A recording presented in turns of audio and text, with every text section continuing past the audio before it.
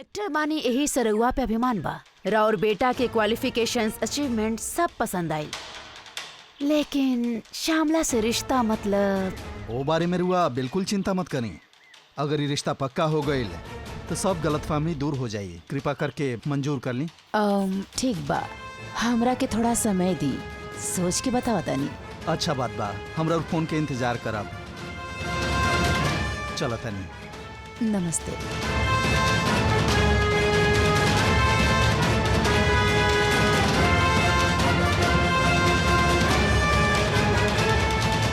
छोटकी, छोटकी, छोटकी।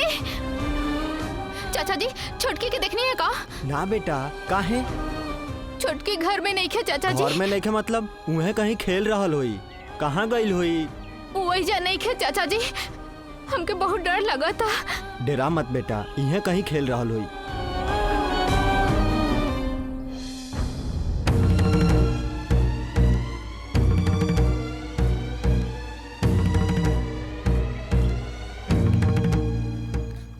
छोटकी रुका ना, छोटकी तू कहीं बाहर मत जाइए, एजे खड़ा होके देखिए, ठीक है ना?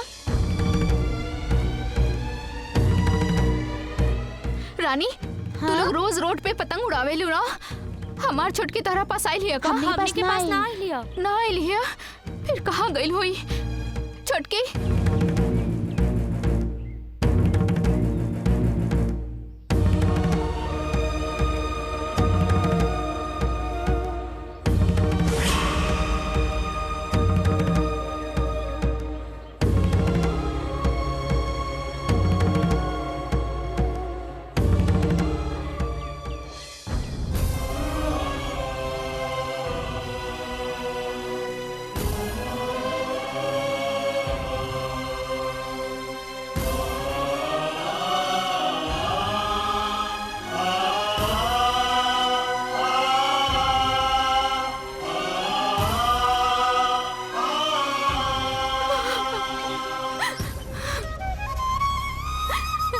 कहाँ चल गई छोटकी? तारा बिना हम नहीं के जी सकत छोटकी। हमरा खाती तू बस तू है एगो बाड़ू छोटकी। छोटकी कहाँ बाड़ू?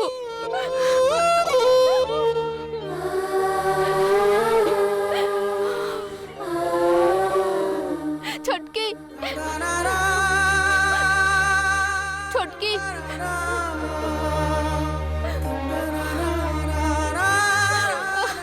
सरसू, का भेल बेटी? अभी तक छोटी ना मिलल?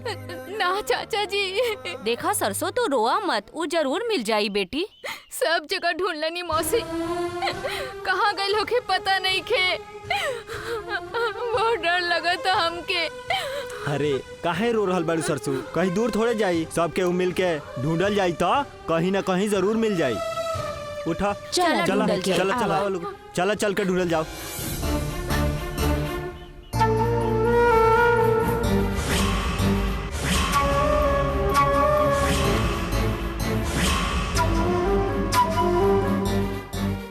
छोटकी,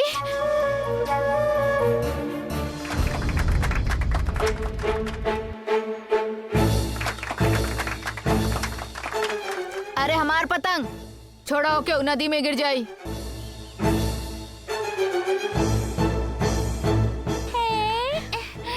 कैसन भाई? बहुत अच्छा बा।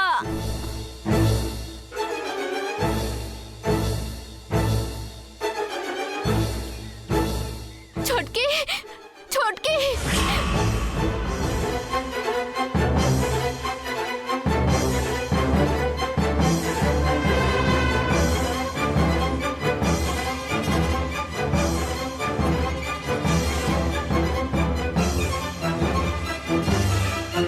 छोटकी,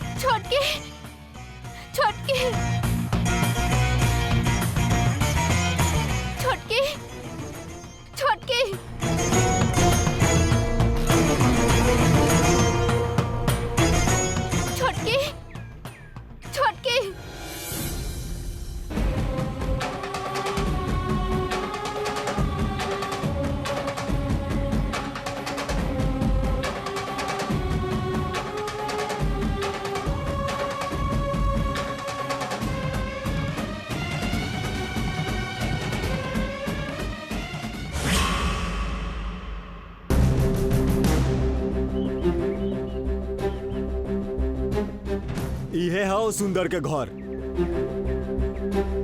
हम आवतानी। हाँ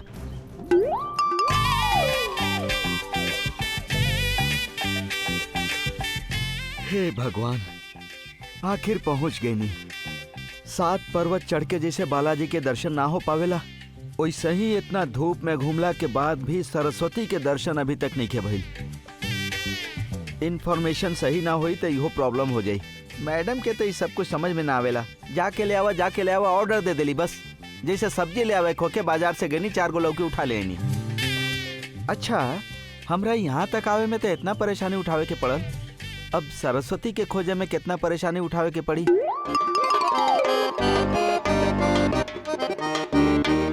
सरस्वती, सरस्वती,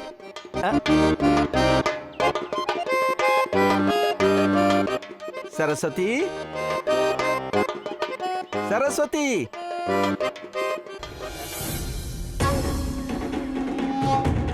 सरस्वती।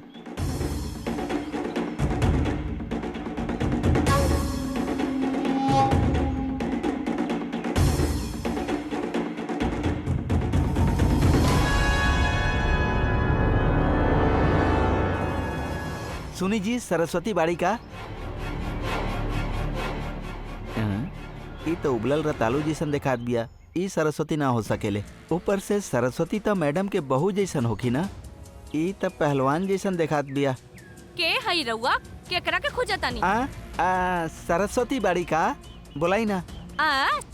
सरस्वती। हाँ। ऊ त कौनो काम के नहीं खे। का काम बा? तारा सरस्वती से का काम बा? का काम बा बोला?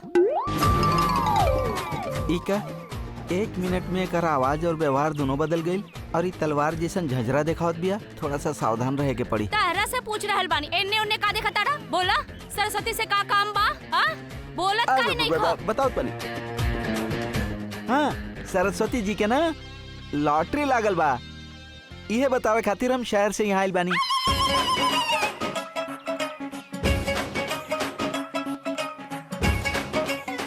लॉटरी? हाँ सच में? कितना के? सच में ही लागल बा जी, सिक्किम लॉटरी बम्पर। लेकिन कितना लागल बा ये बात सिर्फ उनका ही बता सके नहीं। सरस्वती जी के बुलाई। ऊ तो छोट बच्ची भी, ओकरा के का पता हुई? हमरा के बतावा, सब कुछ हम ही देखेनी, हमरा के दे दा। ई रकम हम केहू के ना दे सकेनी। लॉटरी जेकर नाम से लागल बा ओकरे बुलाई, ओकरे हाथ में मिल सकेला। सरस्वती जी के बुलाई। हाँ हाँ, हम अभी लेके आवतानी, ये रुका। हाँ। हाँ।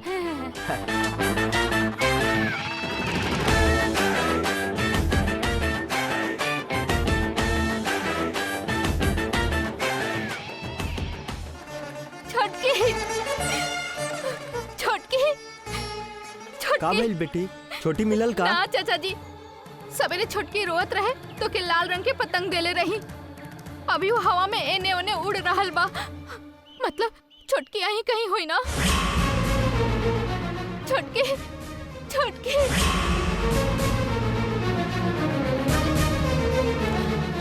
वो देखिए चाचा जी, वो रहल पतंग, ये तो पानी में गिर गेल बा। हमर छोटकी कहाँ गई? छोटकी इहे कहीं हुई देखा तानी। छोटकी,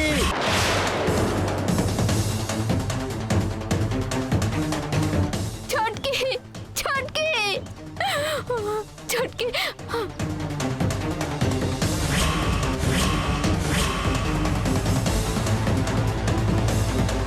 छोटकी।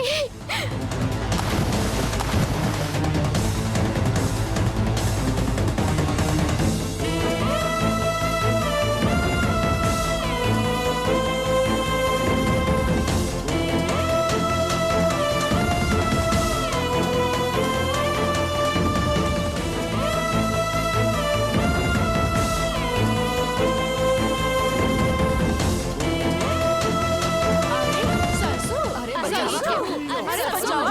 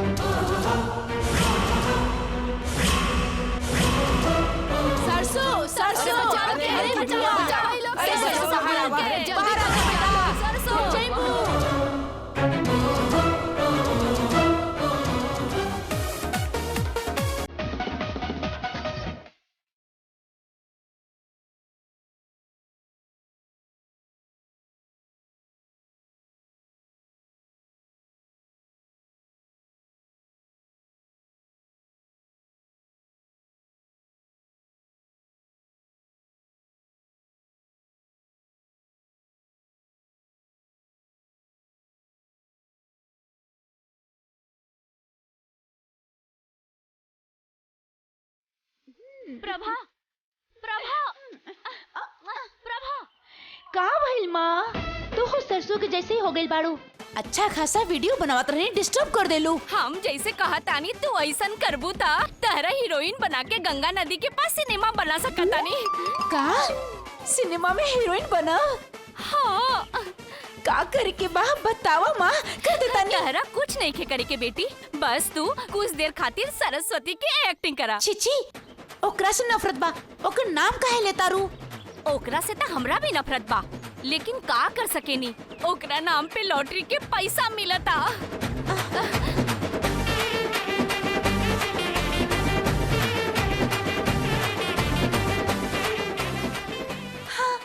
सच्चा?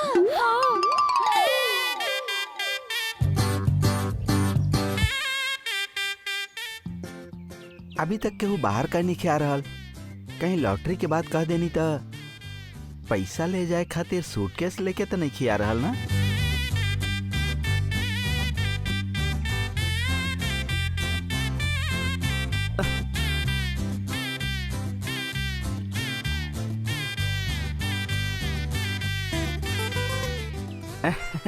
आगे नहीं सरस्वती जी ना है नी का? ई ली आ गईली सरस्वती। ई देखी।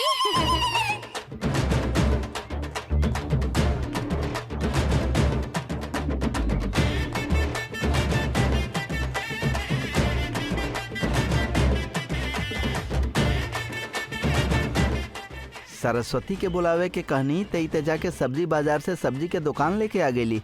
इस सच में सरस्वती के लेके आइल बड़ी का? इ त पागल देखात बिया।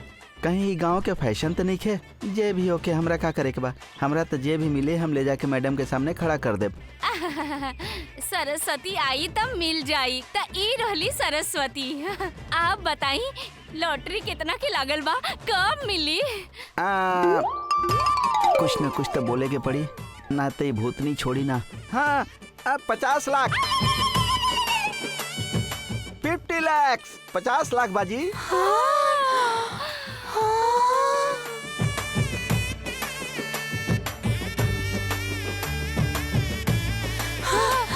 50 लाख।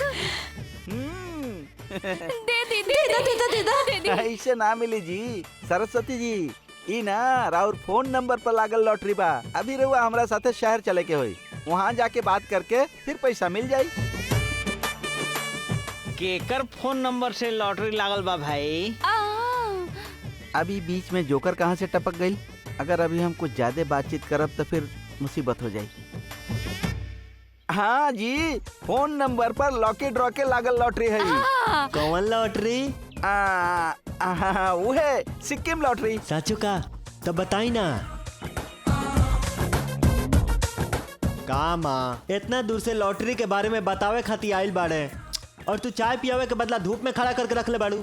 सर आई रुको बैठी। हे भगवान बच गई नी।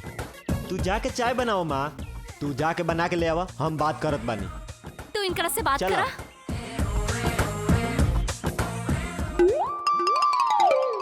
बेटा तू बहुते अच्छा काम कइला, हमरा तो यादे ना आइल।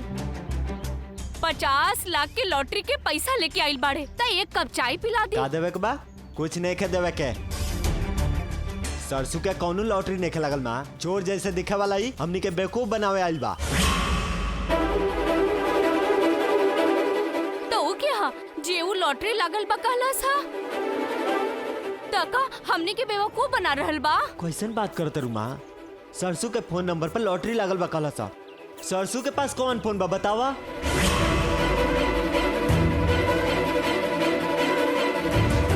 ठीक कहा तारा। ऐसे भी स्कीम लॉटरी फोन नंबर पर लागे वाला लॉटरी ना हो, ओकरा खातिर पैसा देकर टिकट खरीदे के पड़ेला। बदमाश कहीं के हमार घर में आके हमरा के बेवकूफ बनावे के सोचा था।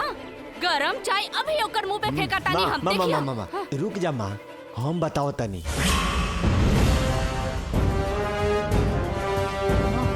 ठीक है तू जा ओकरा पास। बदमाश कहीं के हमरा के बेवकूफ बनावता।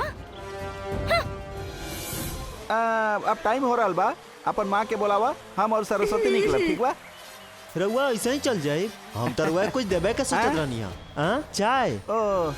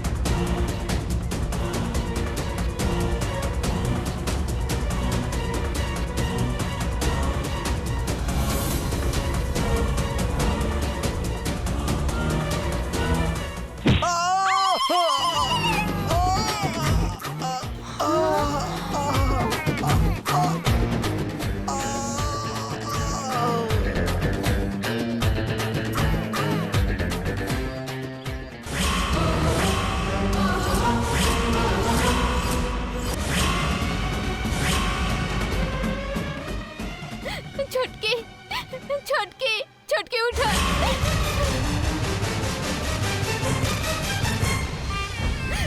छोटकी उठ छोटकी। आँख आँख खोला खोल बेटा। छोटकी। बेटी छोटकी।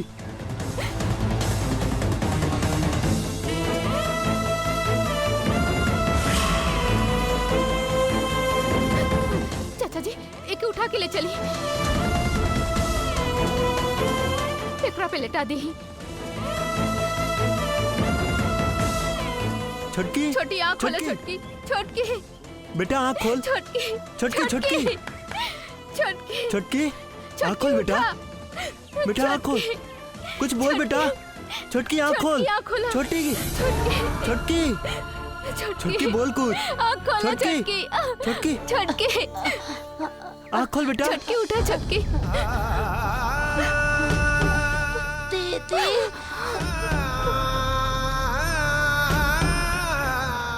ऐसन काहे कहलू छोटकी? हम तो से कहले रही ना कि तू अकेले कहीं मत जाइए, फिर काहे निकललू? हाँ काहे निकललू छोटकी? हमरा हवे में देरी हो जाई तो पता ना का हो जाई। तू अकेले घर से बाहर काहे निकललू? कुछ हो जाई तो का करती?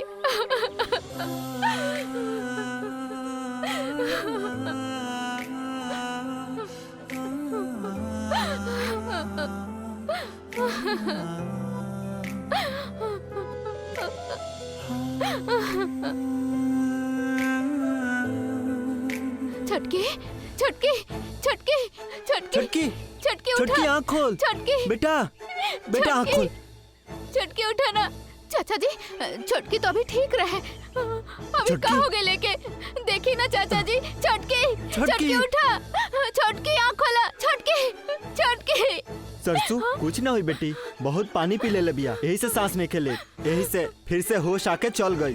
जल्दी करा, हॉस्पिटल लेके चला के पड़ी। चलो पकड़ा, आराम से पकड़ा। हाँ संभाल के ले चला।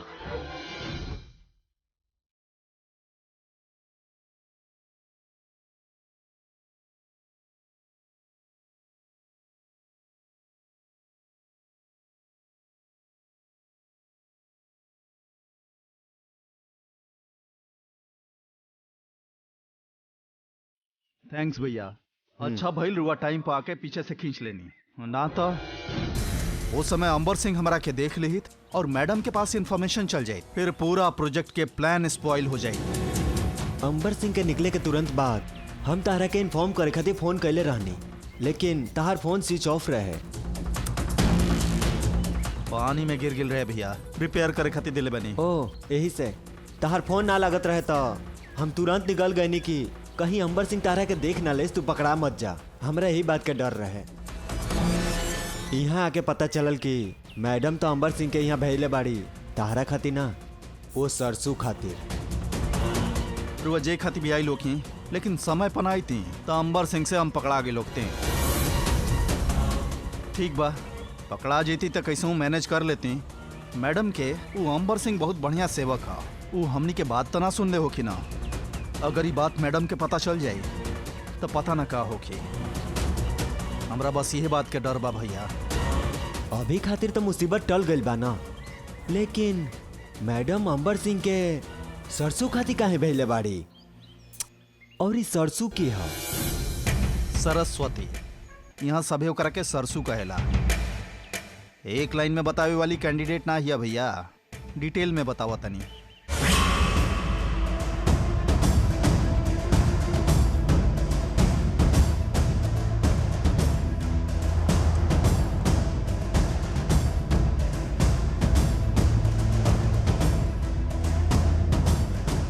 लेकिन भैया जाना तनी, ये सरस्वती रहे जो दादाजी के बारे में पिताजी से बात करे गई रहे तो मैडम भगा दिल रहे। बाकी अब उहे सरस्वती खातिर वो अंबर सिंह के काहे भेजले बड़ी समझ में नहीं के आवत।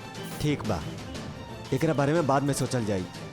अंबर सिंह तहरा खातिर नखन है तो मैडम के ये बात के शौक नहीं है भाई, यही से तू शांति से अपन काम खत्म करा। अब तू का सोच रहल बाड़ा? प्रॉब्लम क्लियर हो गई ना भैया, असली प्रॉब्लम तो अभी स्टार्ट भइल बा। अब कौन प्रॉब्लम बा? सरस्वती के पता बा कि हम यहाँ आइल बानी भैया, और अंबर सिंह सरस्वती से मिले गइल बा। अगर बातचीत के दौरान उस सरस्वती हमारा बारे में बता दी तब ओकरा बाद उस सरस्वती के छोड़ के हमार मैटर में घुस जाई। हाँ, ये बात भी सही बा। हमनी में से केहू के मैडम के आइल पसंद नहीं है। अंबर सिंह के पता चली कि तू यहाँ आइल बड़ा तो तुरंत फोन करके मैडम के बता दी है, तब फिर का होगी? अंबर सिंह और सरस्वती के मिले से रोके के हुई भैया। अगर मिलबो करे तो ओकरा हमारा बारे में ना बतावे के चाहिए। ना बतावे कब तो ना बताई। ऐसे तो बतावे वाली ना ही भैया, बाकी अभी तनी जबान फिसल गिल रहे। अब देख कर आल बाड़ू, पैसा लेके निकला। अपन घमंड दिखावे खातिर पैसा लेवे लुका। पैसा लेके काम करे वाला के ही काम वाला कहल जाला। तू काम वाली ही हो।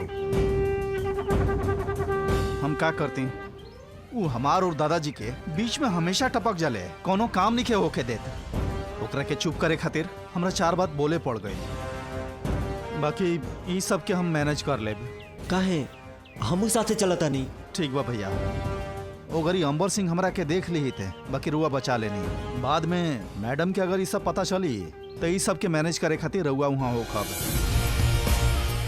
बाकी अगर दोनों पकड़ा गई नी तब तो हो गई। हम जाके आओ तनी, तब तक रुआ फ्रेश होके आराम करी। ठीक बा, संभाल के जा। लक्ष्मी, कहीं बाबूजी? भैया के कमरा दिखा दा। ठीक बा बाबूजी। ठीक बा भैया, हम आओ तनी। अच्छा ठीक बा। आई मालिक। डॉक्टर साहब, का हो गई? डॉक्टर साहब, छोटकी नदी में गिर गए रहे, पानी पी ले बिया और बात नहीं के कर रहा। हमके बहुत डर लगता। रउआ कुछ करी ना। घबरा मत छोटकी। सरसू, कुछ ना होखी। पहले वो लड़की के सुतावा। छोटकी, छोटकी, बात करा छोटकी, हमरा से बात करा। हमरा के देखा छोटकी, छोटकी आँख खोला। छोटकी सरसू, कुछ ना होखी, हम देखत बानी ना। जा तू पीछे खड़ा हो जा। छोटकी के का भइल बा डॉक्टर साहब? देखत भी नहीं के, बात भी नहीं के करत। छोटकी, छोटकी। सरसू, तू हमरा चेक करे दा। इनका हटावा। सरसू चला बेटा। छोटकी, चाचा जी, छोटकी बोलत नहीं के, डर लगत हमके। कुछ ना होगी सरसू, डॉक्टर साहब देख रहल बाड़े ना। छोटकी, छोटकी, चाचा जी, छोटकी, छोटकी, चाचा जी, हाँ, छोटकी, हमके बहुत डर लगता चाचा जी। कुछ ना हुई सरसू, डॉक्टर साहब देख रहल बाड़े, तू चिंता मत कर।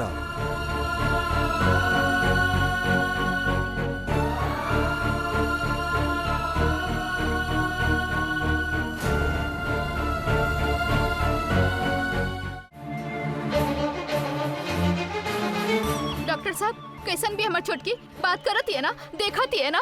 वो बात करी सरसू, पहले दवाई लेके आवा।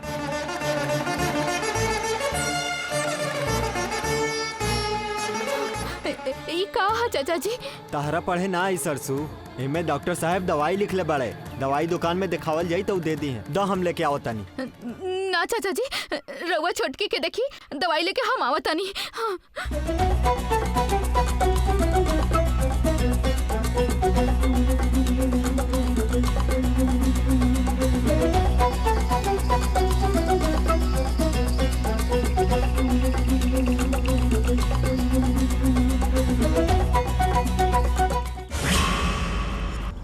वंदना, स्कूल के परमिशन पेपर आ गइल बा का?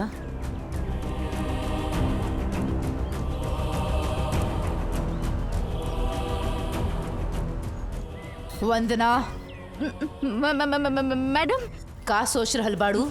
कुछ ना मैडम। जे हम पूछनी हो तो हमरा के काहे न बतौलू ह तू? का पूछ ली हा? ऐसे बोलो अब तो। ठीक बा, हमर बात की भी अनसुना कर द। ऐसन का सोच रहल बाड़ू तू? हम का सोचब? असै बिना दिमाग काम कैले से कुछ सोच रहल बानी। ए का बोली? हम बोलब कि थोड़ा सा परेशान बानी।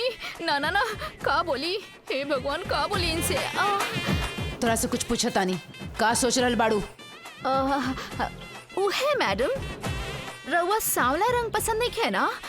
यही से हम उनका लड़का से 90 के शादी करे के कहानी है तो डायरेक्ट नो बोल दे रसिया, बिना सोचले। वो ऐसे कैसे बोल सकतिया? वो ऐसे बोल सकतिया? हम तो ऐसे सोचले भी ना रही मैडम। हम तहरा के समझ गइल बानी, बाकी तू हमरा के ना समझ पैलू ह। हम सोचनी गलत हो की, बाकी जे हम सोचनी है उ सब सही भइल बा। जौन भी बोलब सब गलत ही सोचिए। ई आखिर ऐसा नहीं भइल ना? हम जे भी करेनी ओकरा पीछे एगो कैलकुलेशन, ओकर कोनो रीजन होखेला वंदना।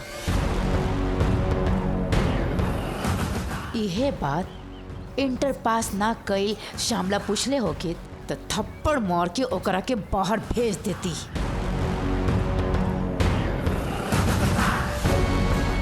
लेकिन जौन आयल रहे उ कलेक्टर, ओकर बात हम ना मानती। वो लोग लड़का नंबर 1 जैसन दामाद पावे की कोशिश करी हैं, ई बात हमके पता बा। ई बात श्यामला के अच्छे तरह से पता बा, तभी वो अपन पति के यहाँ भेजली है। ई विषय में तहरा से ज्यादा श्यामला ही हमरा के समझ ले ली है। आज तो हम मर गई नी, आज हम कहे से पकड़ा गई नी। फिर भी श्यामला के लड़का बा तब मजबूती से रिजेक्ट कर सकत रहनी, लेकिन काहे बतेलस पता बा का?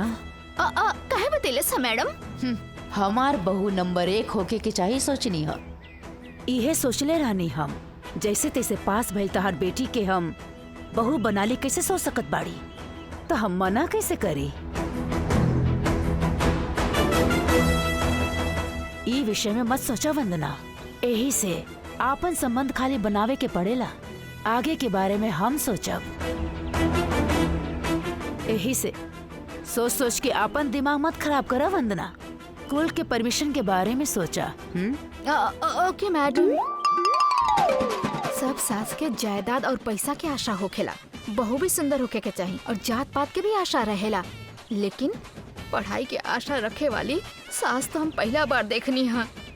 हमरे मिलल बाड़ी, हमरे किस्मत खराब बा जे हमके ऐसन सास मिलली है। हे भगवान, रउए बचाई।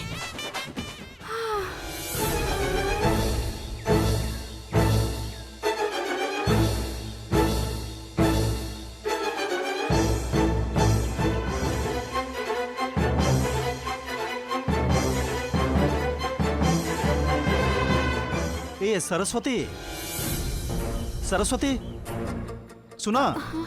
कहा? सरस्वती, तरह से हमरा कुछ बात करे के रहे, लेकिन अभी हमारा पास बात करे के समय नहीं खे। सरस्वती 1 मिनट रुका, बहुत जरूरी बात बा, अभी बात करे के बा। बोला तनी तो समझ में नहीं आवत का? अभी हमके बात नहीं क्या करे के? सरसू, अरे बात करे में का लगता? जरूरी बात बा, ऐसे कहा तानी। हमरो से जरूरी काम बा का तारा? हाँ बा, जरूरी काम है, समझ में नहीं क्या आवत? सरस्वती, बहुत इम्पोर्टेंट बात बा सरस्वती। इतना बार कहानी समझ में नहीं क्या आवत का? छोड़ा। सरस्वती का भइल सरस्वती के हमरा से बात करे में इतना भाव काहे खातिया?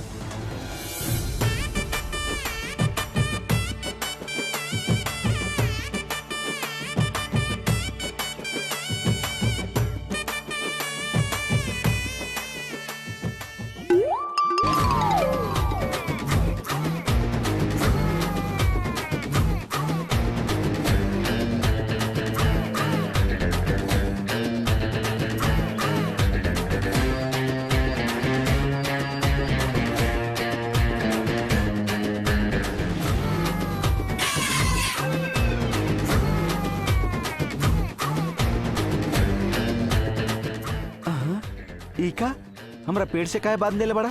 हम का के ले बनी भाई?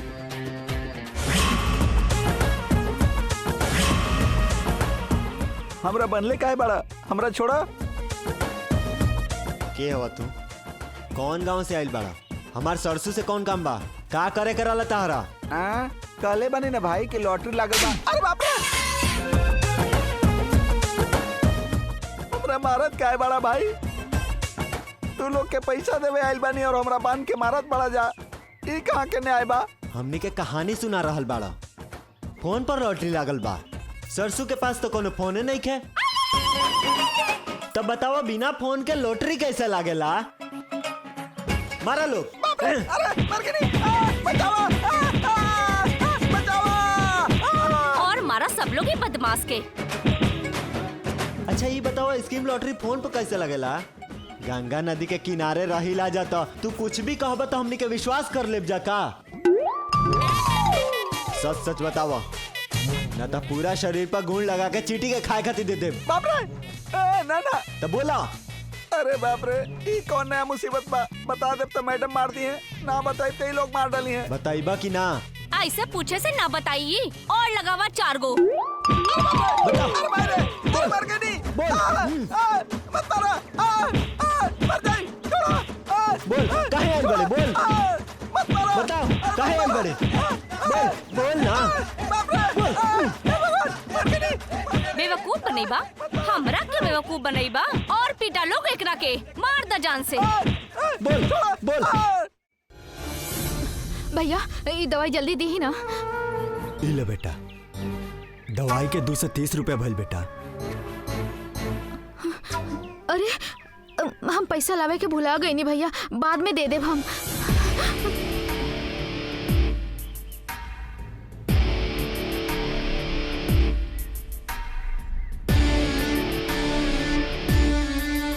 ले ली। ना भैया, हम बाद में लाके दे देब। ठीक बा बेटा।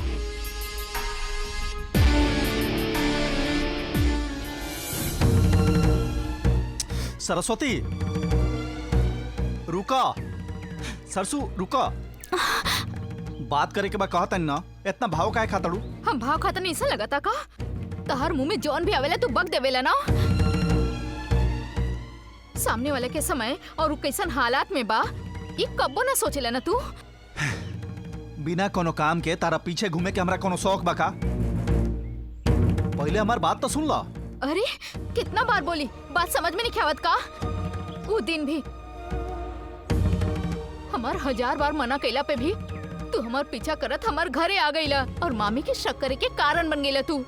ऐसे बार बार हमार पीछा करके हमके परेशान मत करा, समझ गईला ना?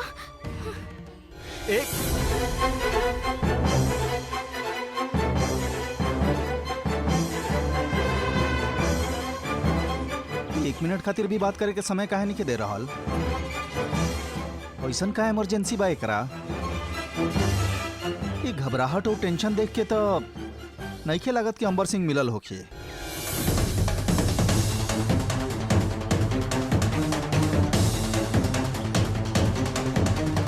ऐसन सोच के छोड़ देल सही ना होखी। अंबर सिंह से मिलल बिया कि ना पता करे के पड़ी। अगर ना मिलल होखी तो दिन भर सरसों के साथे रह के मिले से रोके के होखी।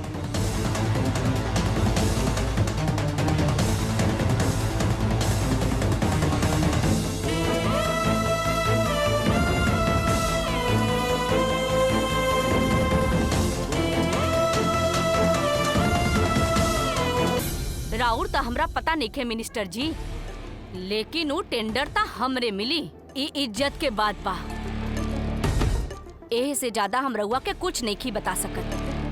Thank you.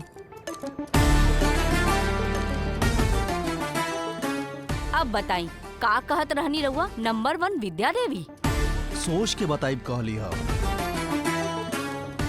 का सोच के बोलनी हा? का बताई बोलनी हा?